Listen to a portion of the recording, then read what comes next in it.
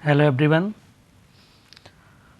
So, uh, first of all let me introduce to myself. Myself Indresh Kumar Singh, faculty of Civil Engineering Department, BBD in IIT Lucknow.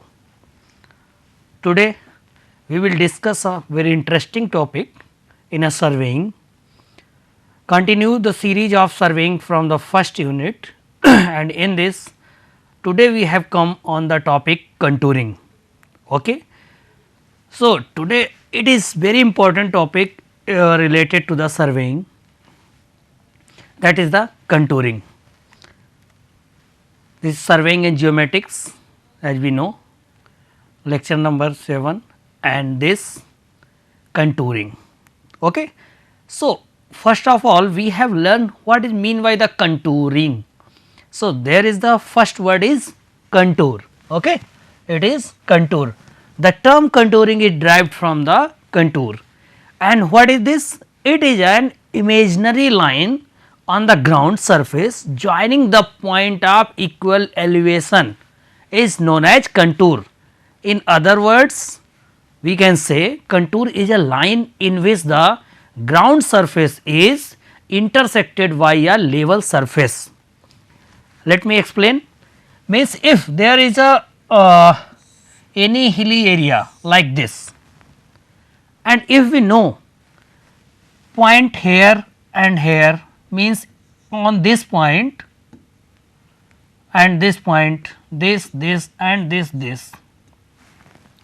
If we want to see in 3D and rotate a circle from this hill, then we can find out that here 100, what is 100? Elevation कहाँ से? Ground surface से. Okay. Here is also 100 and at that 120 means 120, it is the elevation from the ground. Now, if we want to denote these points on the graph or map, then what we can say? This point denoted here, if we draw, and this point is here, this is here and this is here. So, if we consider in 3D, then all the points which have the same elevation from any reference points, and we on the map, if we connected those points, then we get a line, and that imaginary line is known as the contour. Okay. So, this line on the map represents a contour and is called contour line. A map showing contour lines is known as the contour map. Means all the points on this curve have the elevation 100, and if we say here this point means it and it, these points we will connected, and we know that there is the elevation from the line is 120. So, all the points on this second circular curve, all the points have the elevation 120. So, contour basically it is a imaginary line we can draw on the map, on the graph, on the chart, and what is showing? It show the same elevation. Okay. So, elevation, same elevation from any reference lines on this circle points. If we want to show in 3D, then we get down the these circle, because why? We can't write down or draw this hill on 3D on any graph or map. So, the same elevation, the process of tracing contour lines in the surface of earth is called contouring. Okay. So, contour is imaginary lines, the points on that lines have the equal elevation, and the process of tracing contour lines means if there is a point, here is a point and this point, this and this, these all points have the same elevation. Okay. Same elevation, and if we connected these all points, then these lines is known as contour, and the process of tracing these contour lines from here we connect these point and this is known as the contouring. Okay. So, the imaginary lines which have the same elevation, each point on this line is known as contour, and the process of tracing contour lines on the surface of earth is called contouring. Okay, it is very important in surveying. We as we know that in hilly area or depression area, plain ground, etc.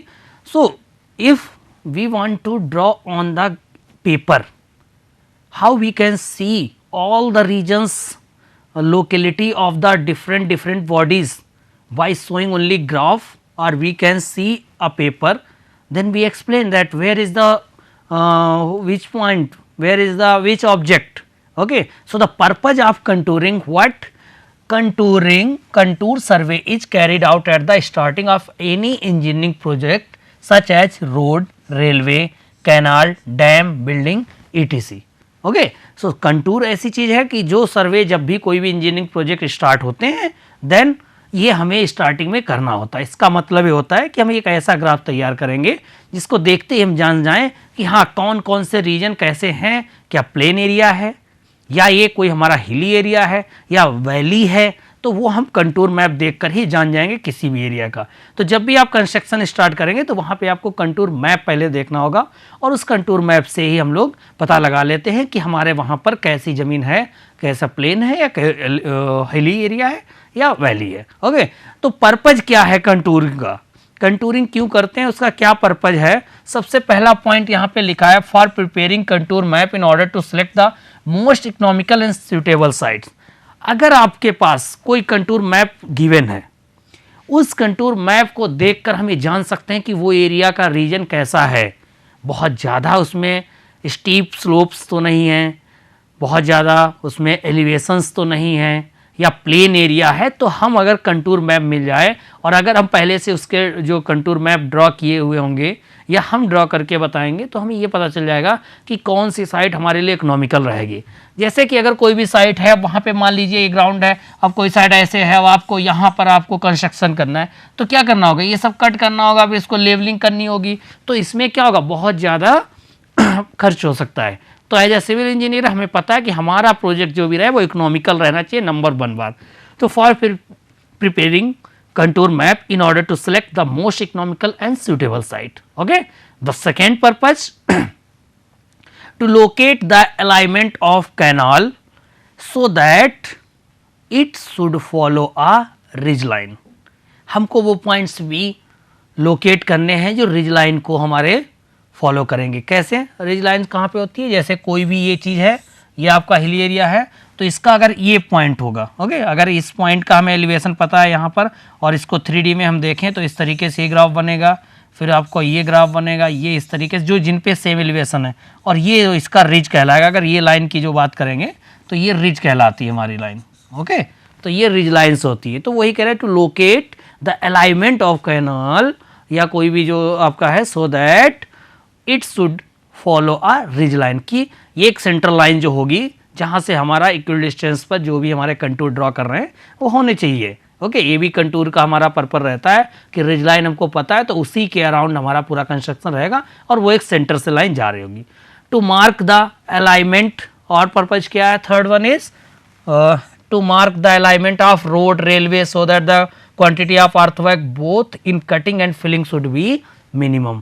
अगर हमको ये पता है कि कोई भी एक reason है आपका, मान लीजिए ये रीजन है और इस रीजन में अगर आपने कोई भी एक रिज लाइन दी और उसके बाद इस तरीके से आपने कंटूर बनाए, ओके, अब आपको पता ये सब कंटूर है। ये कंटूर का मतलब क्या हुआ कि इन पे जो भी होगा एलिवेशन ग्राउंड से होगा वो सेम इक्वल डिस्टेंस पे होगा, इक्वल एलिवेशन होगा, ये कोई लाइन्स हैं। अब हमको पता है कि अगर यहाँ पर कोई भी हमारा एम्बैंकमेंट हिल है, यहाँ पे डिप्रेशन है, हम उससे जान सकते हैं। तो होगा क्या कि यहाँ की जो कटिंग करोगे और तो वो यहाँ कहाँ पे फिलिंग कर देनी है, ये ध्यान रखना है कि जो कटिंग सॉइल हमको कहीं से कट करनी है, जो भी पत्थर कट करने हैं, और अगर नज़दीक से ही कट हो और नज़दीक ही फिल हो जाए तो भी हमारा इकोनॉमिकल हो सकता है। और ये हम कैसे जान जाएंगे, उस एरिया का कंटूर मैप देख कर जान जाएंगे कि कहाँ पे रीजन में हमारा एलिवेशन ज़्यादा है, कहाँ पे डिप्रेशन है। Okay okay, this is the third. Fourth purpose है for the getting information about the ground whether it is a flat, undulating and mountainings. वही बात मैं कर रहा हूँ कि आप कंटूर मैप देख कर ही बता सकते हो कि हमारा जो रीजन है फ्लैट है या वो हिली है या डिप्रेशन है, कैसे बता सकते हैं, आइए देखते हैं आगे। ओके, अगला पॉइंट इसको कर ले पहले। To locate the physical features of the ground such a pond, depression, hill, steep और स्मॉल स्लोप। देखिए कैसे होगा कि मान लीजिए यहाँ पर आपकी ये हिल है, ओके, ये कोई ग्राउंड लेवल है आपका, और उसके बाद यहाँ पर कोई आपका डिप्रेशन है। तो अगर इसका जो मैप बन रहा होगा, मान लीजिए यहाँ पर इसका कितना है एलिवेशन 100 है, यहाँ पर 120 है, यहाँ 140 है। ओके, ये ध्यान रखिएगा, ये हमेशा इक्वल इंटरवल पे रहेगा।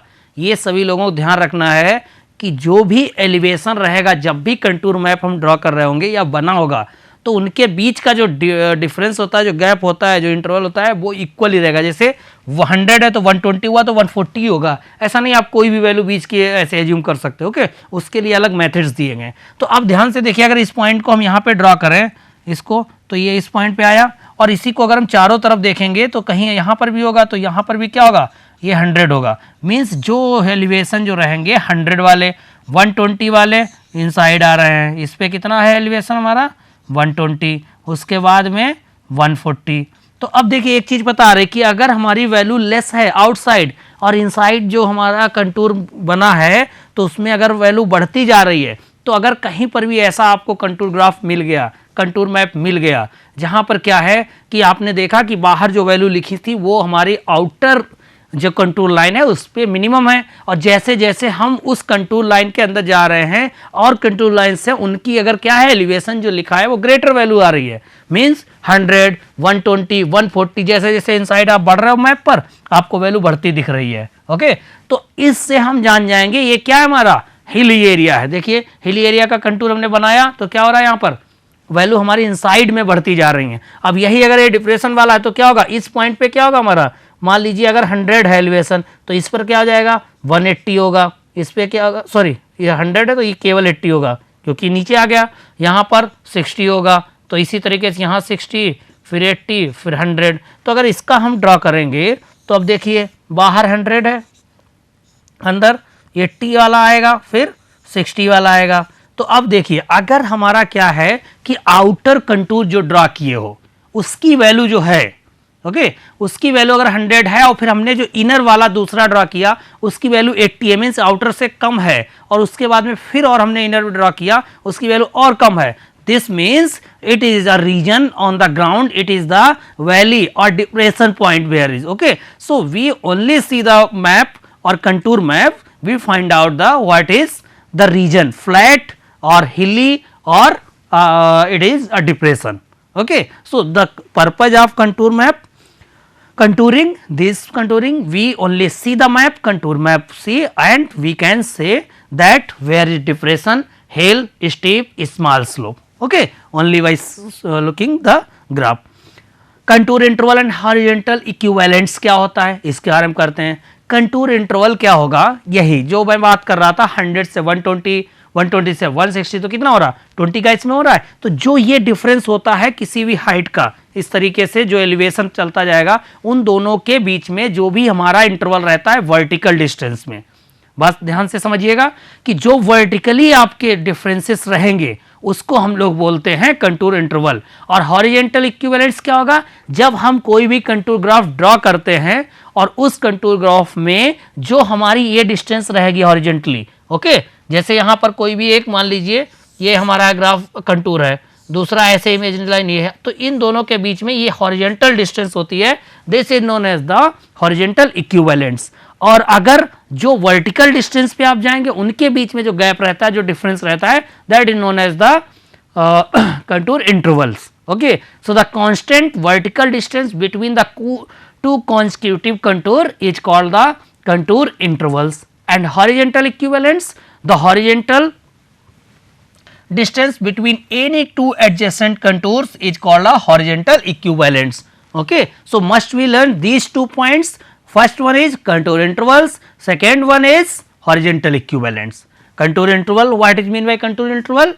The constant vertical distance between two consecutive contour is called contour interval, and the horizontal distance between the any two adjacent contour is called horizontal equivalents. यहाँ पे मैं और ड्रॉ कर रहा हूँ, देखिए अगर कोई भी कंटूर ग्राफ आपको पता है इसी तरीके से बनते हैं, ओके। तो यहाँ पर जो एलिवेशन रहेगा, मान लीजिए इसका एलिवेशन आपका चल रहा है 1650, ओके। दूसरा कंटूर हमने ड्रॉ किया, इसका एलिवेशन चल रहा है 140, तीसरा वाला ड्रॉ किए, इसका चल रहा है 130, okay, all the points elevation. So these, what is mean by 150, 140, 130? It show the vertical distance, okay, from our any reference line. So it is the vertical distance where, or we can say the elevation 150, 140 or 130. So there is the interval of 10 point, okay. So 10, that is the distance, means centimeter, meter, anything, okay. So the 10 gap between the first contour and second contour's elevation in vertical distance, there is a 10. So we can say the contour interval is 10 and it is always equal, okay, always. And if we can say distance between two contour lines, adjacent contour line, this and this, okay, if there is another and this is known as contour horizontal equivalents, okay. So horizontal distance, horizontal equivalent रहेगा and vertical distance is contour interval. Contour interval is constant between the two consecutive contours, while horizontal equivalent is variable and depend upon the slope of the ground, okay. I say that this point is understand why this graph, कि देखिए जो vertical वाला है वो constant रहता है, लेकिन horizontal वाला क्या है, ये कांस्टेंट नहीं है, ये वेरी करता है कि ग्राउंड कैसा है। अब अगर इस कंटूर ग्राफ को देखें, इस कंटूर मैप को देखें जो मैंने बनाया है, तो आप इससे पता कर सकते हो कि ये जो मैप बना होगा किसी भी रीजन का, वो हमारा एरिया क्या होगा, डिप्रेशन में होगा। क्यों? क्योंकि जैसे जैसे वैल्यू हमारे इनसाइड में कम होती जाती है, हम जान जाते हैं कि वहां पे हमारा क्या है, एरिया जमीन पे फ्लैट नहीं है कोई भी अर्थ पे, okay, it is a depression, it is a valley, okay. और if the value of vertical distance or elevation increases inside the contour map, then we can say it is a hilly area, okay. So now move to characteristics of contours. Characteristics of contours, okay. शुरू में हमने देखा कि contour क्या है, contour एक imaginary line है जिसको हम मैप पे ड्रॉ करते हैं। उसके बाद हमने ये भी देखा कि कंटूर में हमारा क्या, उसके पर्पज क्या है, किस लिए हम कंटूर को ड्रॉ करते हैं। और अब हम देख रहे हैं कैरेक्टरिस्टिक्स ऑफ कंटूर।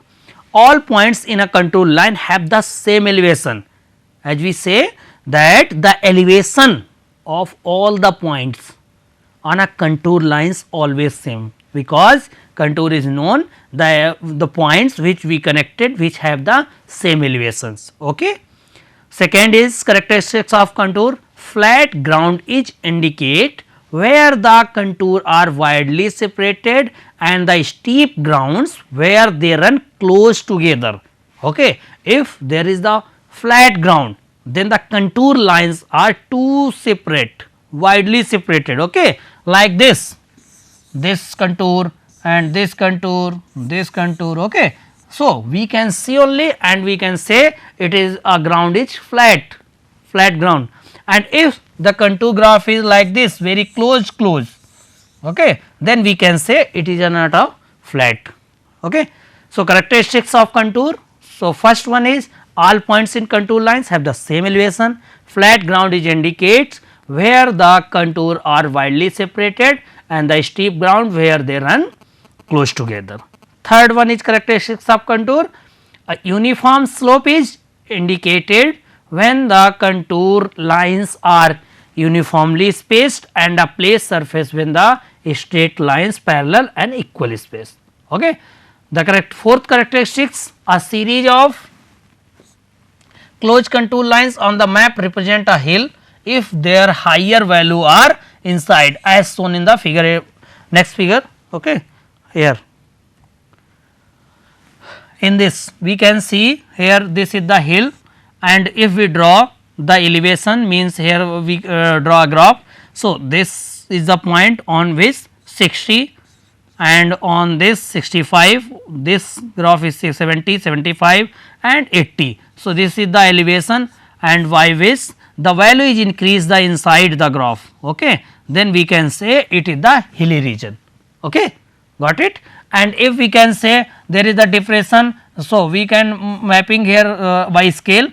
तो अब यहाँ पर हम अगर इसका एलिवेशन देखें, यहाँ पे हमने देखा तो बाहर वाले का हमको 80 मिल गया, इस पॉइंट का एलिवेशन हमने देखा 70 मिल गया, 75 मिला, इसका 70, 65 एंड 60, और इसी के अराउंड चारों पॉइंट जो होंगे अगर उन्हीं लाइन को हम जोड़ेंगे तो ये हमको कंट्रोल मिल जाएगा। लेकिन अब हो क्या रहा है कि बाहर वैल्यू ज़्यादा, उसके अंदर गया कम हुई और कम हुई और कम हुई है। तो अगर कोई भी ग्राफ आपको इस तरीके का मिल जा रहा है जहाँ पे वैल्यू हमारी डिक्रीज हो रही है इन साइड में, तो उसको हम क्या बोलेंगे सॉरी उसको बोलेंगे डिप्रेशन में, और एलिवेशन में जो वैल्यू हमारी इंक्रीज कर रही है। यहाँ पे देखो एक लाइन है, ये रिज लाइन जो बोली जाती है, हमने बताया था कि आप सभी उन पॉइंट्स के जो रिज पॉइंट्स होते हैं उनको जोड़ती हुई अगर एक कोई लाइन है कंटूर्स की, उसको हम रिज लाइन्स बोलते हैं। ओके, अगर ये हमारी ये किसी भी हिल का है और वैली में जब जाएगी तो उसको हम वैली लाइन बोलते हैं।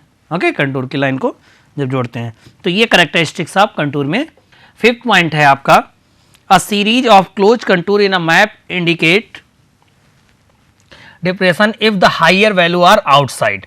अगर बाहर आउटसाइड में हायर वैल्यू है, जैसा कि हमने इसमें आपको शो किया है, यहाँ पर बाहर हायर है, then it is a depression.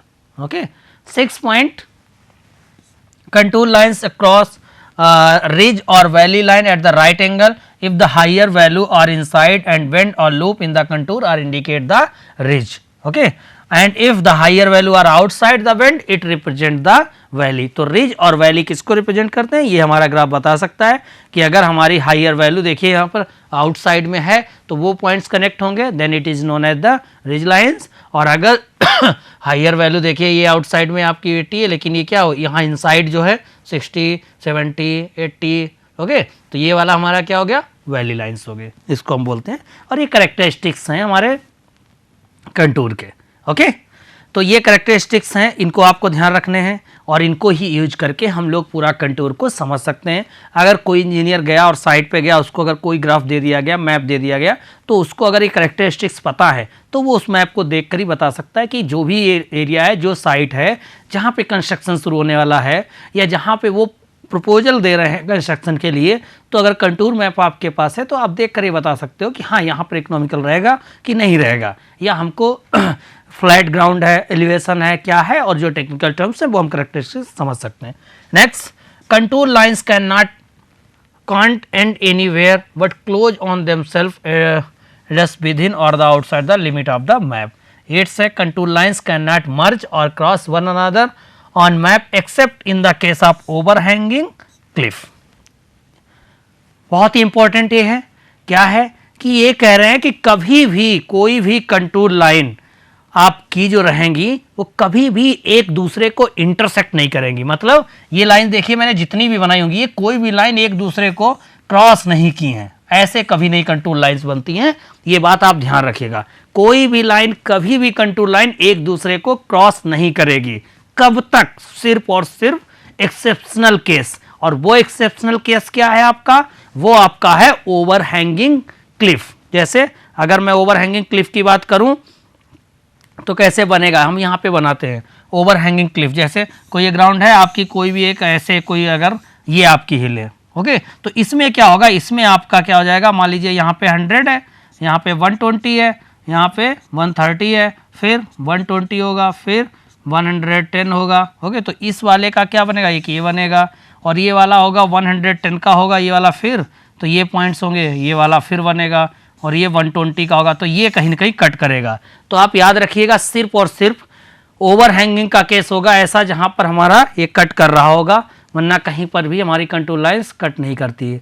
Contours never run into one another accept in the case of vertical Cliff, और कभी भी एक दूसरे से हमारी नहीं होगी जब तक वर्टिकल क्लिफ नहीं होगी। वर्टिकल क्लिफ मान लीजिए इस तरीके से, देखिए ये यहाँ पे बनी है, ये बिल्कुल सीधी लाइन है, तो अब इस पे जितने भी एलिवेशन होंगे देखिए यहाँ से तो वही 40 रहेगा, इस पॉइंट पर भी 40 रहेगा, इस पॉइंट पर भी उसका जो रहेगा, तो ये सब पॉइंट्स हमारे ऐसे करके ड्रॉ होंगे, क्योंकि इसका एलिवेशन सेम जो रहेगा तब यहाँ पे हमारे ये चेंज हो रहे हैं, तो इसीलिए अब ये एक ही पॉइंट से जा रहे हैं। तो दो चीज़ आप याद कर लीजिए, कंटूर कभी भी इंटरसेक्ट नहीं करेगा जब तक वर्टिकल क्लिफ ना हो, और या आपका ये वाला ये वर्टिकल क्लिफ हो गया और आपका ओवरहैंगिंग। ओके, दो पॉइंट एक्सेप्शन याद रखने हैं आपको, वर्टिकल क्लिफ और ओवरहैंगिंग, वहीं पे आपके ये टच करते हैं। पॉइंट 10, करेक्टरिस्टिक्स में क्या है, depression between summit is called the saddle and it is represented by the 4 set of contour. एक पॉइंट है कि सैडल्स क्या होता है, जब वो ये होता है कि जब हमारे 4 it represent the 4 sets of a contour as shown in the figure. It represent a dip in a ridge of the junction or the two ridge, and in the case of mountain range it takes the form of the passes, line passing through the saddles and summit give watershed lines. Okay, so here it is the shade of the 4, इस तरीके से 4 का बनेगा और इनकी ये points जाएंगे, इसको हम लोग सैडल्स बोलते हैं। तो ये आपका अलग टाइप का एक ग्राफ है, तो ये चीज़ ध्यान रखनी है आपको कि क्या करेक्टरिस्टिक्स इसमें हैं आपके।